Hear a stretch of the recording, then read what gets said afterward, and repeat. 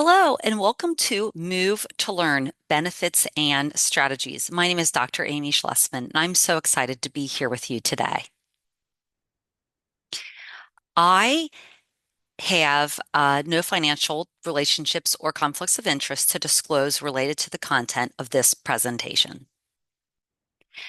Throughout this presentation, you will learn at least three health benefits of movement, three academic benefits of movement, and at least three simple strategies to promote movement in learning throughout the school day. Let's start with health benefits of movement.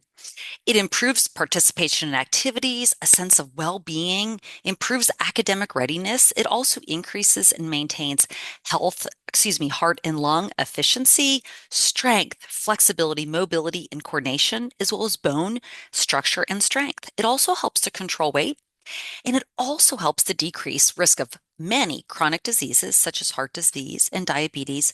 It also helps to decrease anxiety and depression. So many benefits for health for movement. Now, let's talk a little bit more about this. And I really want us to get in the mindset to sit less and move more.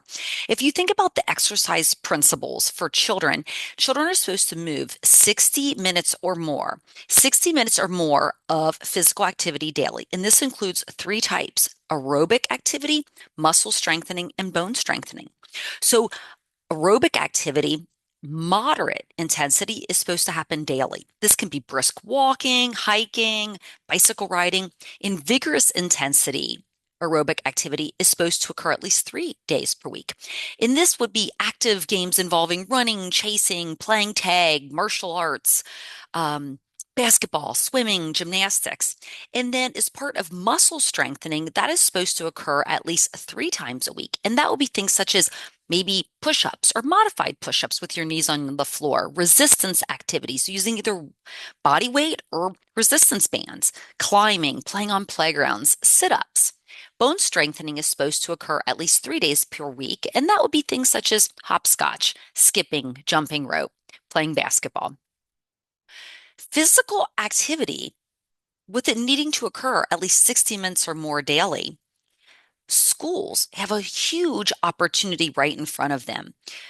Being at school for 7 to 8 hours currently for many students involves a lot of sedentary time. What an opportunity schools have to optimize more movement in the day for both health and academic reasons for students. Increasing physical activity throughout the day really does have many benefits. We talked about the health benefits. Let's talk about the academic benefits. Increasing physical activity helps to improve in not only increasing physical activity, but incorporating physical activity throughout the school day can have many academic benefits. Doing physical activity throughout the day helps to improve processing speed, attention, and inhibition. It improves executive function.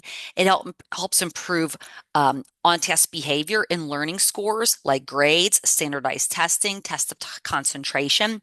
It helps with time spent on task. It helps improve attention, and it helps improve on-task behavior. This is like a bingo coverall win for educators. So definitely things to consider beyond just the physical benefits and the health benefits of getting up and getting moving at school. So this is a great opportunity to improve our movement in the school environment. Also, something interesting is performing high intensity interval training, that HIIT. This can improve cognitive function and mental health in children. So just little bursts of things, such as doing arm circles in place or marching quickly sitting down. Little tiny bursts of energy like that have this um, great benefit. And this was a study of children ages 4 through 13 that occurred.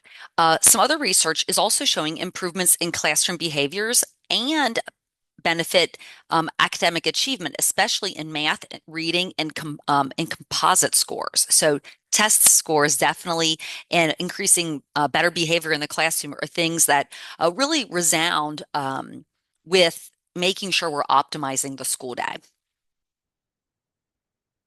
So we're always considering things like how much storage is in classrooms in schools and how much time it takes to plan movement into the day.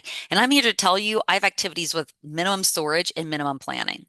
So some things we want to think about is things that we can do from the start of the day to the end of the day, just movement breaks in between in the classroom, at the desk, in the hallway, and things we can do to embed into the classroom, into academics with language arts, science, math, social studies. So some example of these particular ideas would be things like we can do to just have brain boosts at the beginning of the day or movement throughout the day, like stretching or yoga, some just brain boosting things with mindful movements, things like standing tall or reaching our arms up over our head, stretching and bending down to touch our toes to the side and repeating that a few times, doing some deep breathing to kind of energize and focus and get ourselves ready, but also to use that even at the end of the day to refocus for leaving. Also, getting movement throughout the day in the morning and different parts of the day is quick little breaks of movement to get the blood flowing, would be maybe picking a song of the day that everyone dances to and moves to, sitting up, standing, um, just sitting in our desks and doing something a little different, but standing up, getting up, moving around a little bit with a song of the day, marching in place, just different cross-body movements to help increase coordination and activating both sides of the brain. Also, some more quick energy boosts like jumping jacks or chair push-ups, running in place in standing or sitting, or some rapid arm circle movements could all be some things that could help boost our energy. And then thinking about movements for end of the day is that transition to home, some shoulder rolls, some neck stretches, seated forward stretches, some deep breathing, and a chance to reset and refocus and calm the nervous system as we get ready to end the day.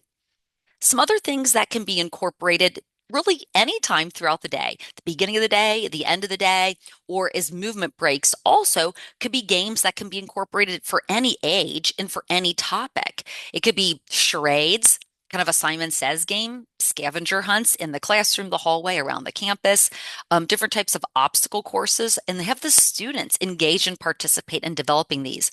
Some fun ones can be animal walks for different ages to get that core strengthening, different types of dance and freeze, kind of like with the song of the day, have someone pick the DJ, a group being the DJ of the day and the week.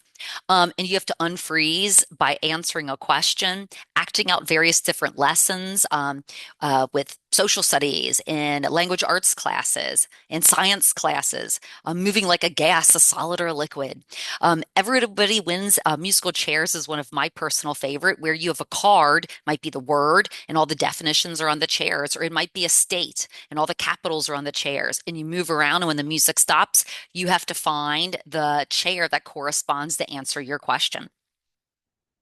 Many age groups and many different topics can cover that.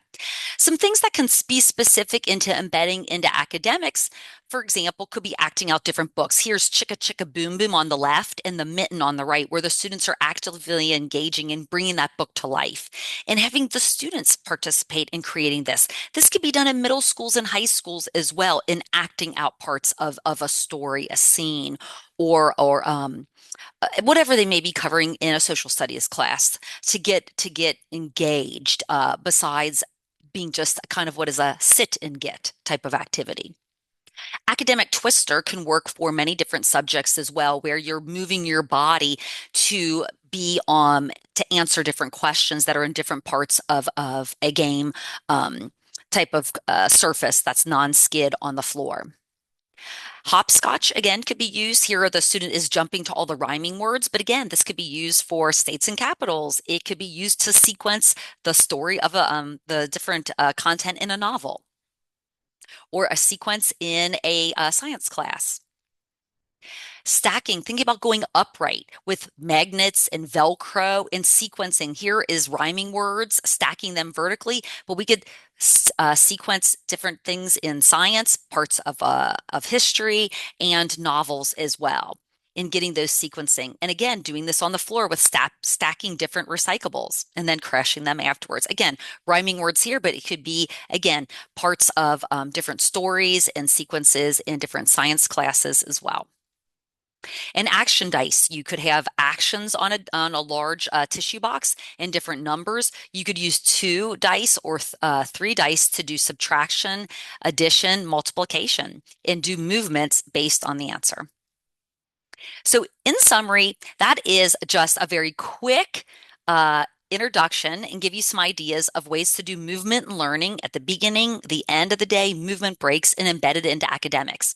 So, I hope you have learned some different health and academic benefits of movement with learning.